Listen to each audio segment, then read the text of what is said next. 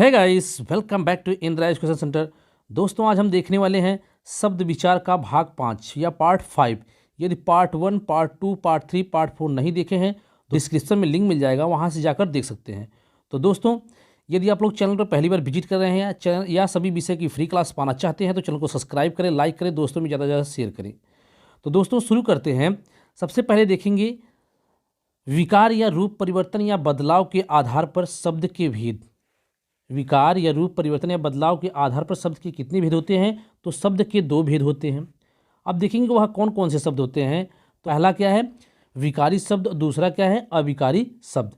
दोस्तों, इसको समझने से पहले कुछ महत्वपूर्ण तथ्य देख लेते हैं। या हम कहते हैं कि जो शब्द परिवर्तन होता है वह किस आधार पर होता है, किस आधार पर होता है। तो यदि पूछे कि शब्द परिवर्तन की कितनी इकाई होती है तो 4 इकाई होती है। या शब्द को जो परिवर्तित किया जाता है वह किस आधार पर किया जाता है।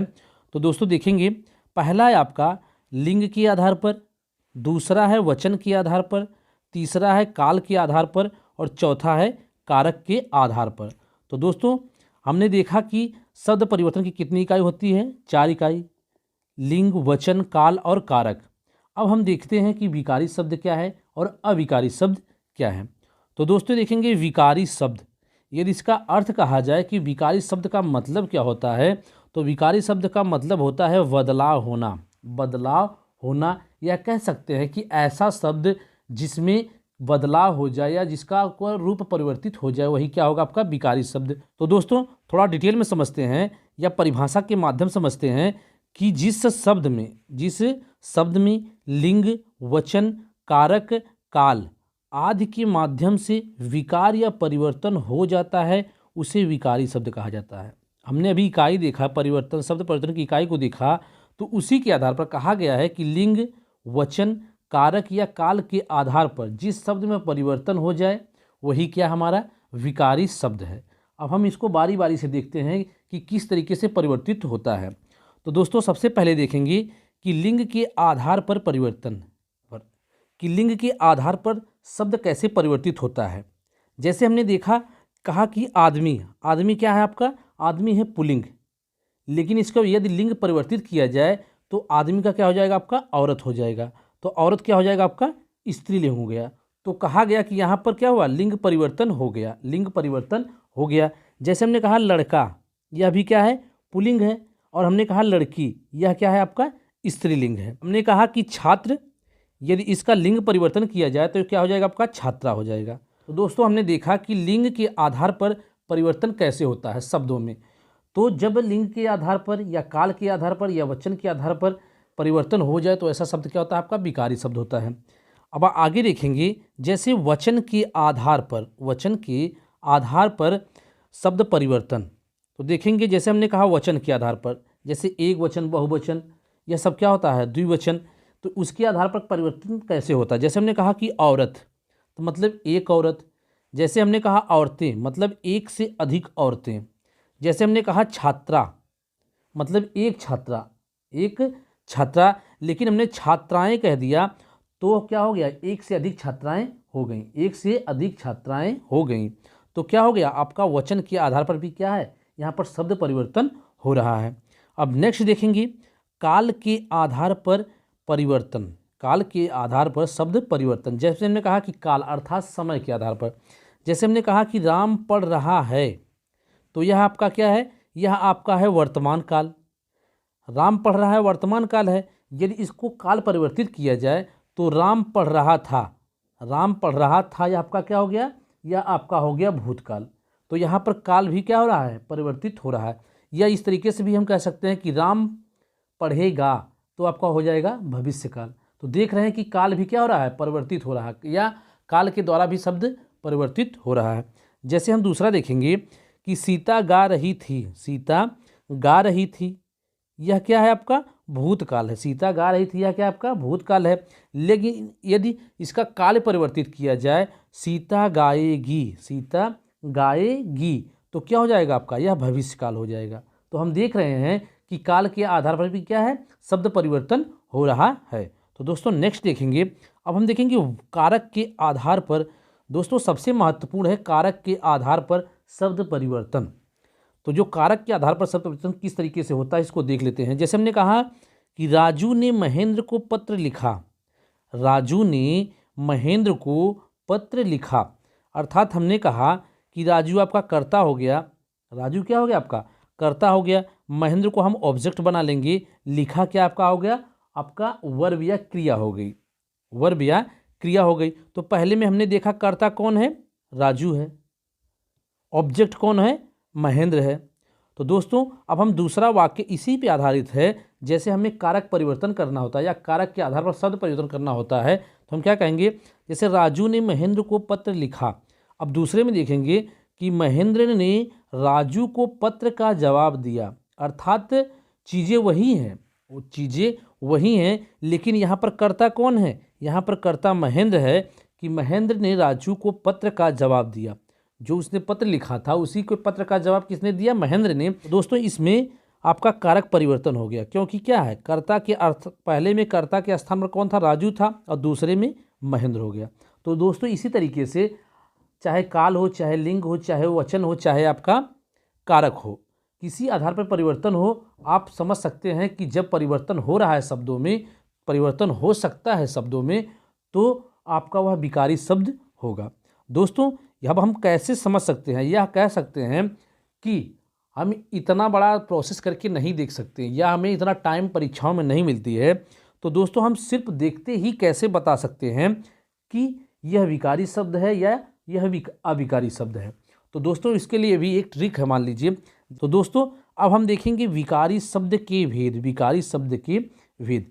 विकारी शब्द के 4 भेद होते हैं। आपको पहला है संज्ञा, पहला क्या है संज्ञा, सर्वनाम, विशेषण और क्रिया। संज्ञा, सर्वनाम, विशेषण और क्रिया, यह किसके भेद हैं आपके विकारी शब्द के। तो दोस्तों यदि आप लोग संज्ञा, सर्वनाम, विशेषण, क्रिया या क्रिया विशेषण की वीडियो आप नहीं देखे हैं तो डिस्क्रिप्शन में लिंक मिल जाएगा, या आप चैनल पर जाकर प्लेलिस्ट में जाइए, वहाँ पर सभी हिंदी की वीडियो आपको फ्री में अवेलेबल हैं। तो दोस्तों वहाँ पर पूरे डिटेल से पढ़ाया गया है। तो दोस्तों हमने कहा कि विकारी शब्द के कितने भेद हैं, 4 भेद हैं। तो दोस्तों चाहे वह संज्ञा शब्द हो, चाहे वह सर्वनाम शब्द हो, चाहे वह विशेषण शब्द हो, चाहे वह क्रिया शब्द हो, यदि इन चारों में से कोई भी शब्द हो, लगा सकते हैं कि यह क्या है आपका विकारी शब्द है। दोस्तों यही ट्रिक है कि संज्ञा हो, चाहे सर्वनाम हो, चाहे विशेषण हो, चाहे क्रिया हो, इनमें से कोई भी शब्द हो तो या किसी का उदाहरण हो तो हम समझ सकते हैं या हम बता सकते हैं कि यह विकारी शब्द है।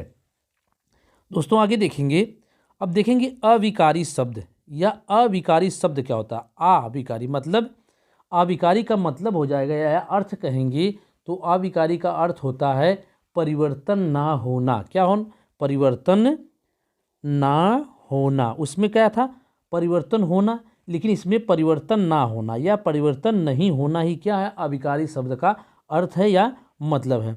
तो दोस्तों देखेंगे परिभाषा के माध्यम से कहा जाता है कि जिस शब्द से लिंग, वचन, कारक, काल आदि के माध्यम से कोई परिवर्तन या बदलाव नहीं होता है उसे अविकारी शब्द कहते हैं। हमने विकारी शब्द में देखा कि लिंग, वचन, कारक या काल के आधार पर परिवर्तन हो जाता है, लेकिन अविकारी शब्द जस्ट उसका उल्टा है कि यहाँ पर लिंग, वचन, कारक, काल किसी भी माध्यम से क्या है कोई परिवर्तन नहीं होता, वही क्या होते हैं आपके, वही अविकारी शब्द होते हैं। तो दोस्तों एक महत्वपूर्ण तथ्य है कि अविकारी शब्द को अव्यय भी कहते हैं, अव्यय भी कहते हैं। अविकारी शब्द के भेद को देखेंगे, हमने विकारी शब्द के भेद को देखा, तो अविकारी शब्द के भेद को देखेंगे। इसके 4 भेद होते हैं, इसके 4 भेद होते हैं। जैसे हमने कहा पहला आपका क्रिया विशेषण। क्रिया विशेषण की वीडियो आपको प्लेलिस्ट में मिल जाएगी या आप चैनल पर जाइएगा, वहाँ पर हिंदी की सारी वीडियो पड़ी हैं। तो दोस्तों देखेंगे पहला आपका है क्रिया विशेषण, दूसरा है संबंध बोधक अव्यय, तीसरा है समुच्चय बोधक अव्यय और चौथा है विस्मयादि बोधक अव्यय। तो दोस्तों क्रिया विशेषण आपको डिटेल से पढ़ाया गया है, वहाँ पर आप जाकर देख लीजिए कि क्रिया विशेषण होता क्या है, इसके भेद कितने होते हैं। जैसे हम कहेंगे क्रिया विशेषण में आपका तेज या प्रतिदिन हो गया, तेज या प्रतिदिन। यदि इसको हम परिवर्तित करना चाहें किसी आधार पर, लिंग के आधार पर, वचन के आधार पर, काल के आधार पर नहीं कर सकते हम। तेज का तेजे तो नहीं कर सकते, प्रतिदिनों तो नहीं कर सकते, तो इसमें परिवर्तन नहीं होगा। जैसे हमने कहा संबंध बोधक अवयव के आगे के ऊपर, इसमें भी परिवर्तन सुनिश्चित नहीं है, परिवर्तन नहीं कर सकते। जैसे हमने कहा समुच्चय बोधक अवयव और क्योंकि, इसका बहुवचन होगा, नहीं होगा। इसका काल बदलेगा, नहीं बदलेगा। या जहाँ भी प्रयोग हो, चाहे वर्तमान काल, चाहे भूतकाल, चाहे भविष्य काल में और ही प्रयोग होगा, क्योंकि ही प्रयोग होगा, इसलिए यह भी परिवर्तित होने वाला नहीं है। जैसे हमने कहा विस्मयादि बोधक, इसमें अरे, वाह, यह शब्द क्या परिवर्तित हो सकते हैं या नहीं हो सकते हैं। तो दोस्तों कहने का अर्थ यह है कि अविकारी शब्द वह शब्द होता है जो लिंग हो, चाहे वचन हो, चाहे कारक हो, चाहे आपका काल हो, किसी भी आधार पर परिवर्तन उसमें संभव नहीं है, वही क्या होता है, हमारा अविकारी शब्द होता है। दोस्तों इसमें निपात भी आता है। निपात, यह निपात क्या होता है। और दोस्तों आपको जो यह संबंध बोधक अवयव, समुच्चय बोधक अवयव, विस्मयाद बोधक अवयव और निपात, आपको जल्द ही भी इसकी वीडियो मिल जाएगी, आपको पूरे डिटेल से, और कहीं से पढ़ने की ज़रूरत नहीं है।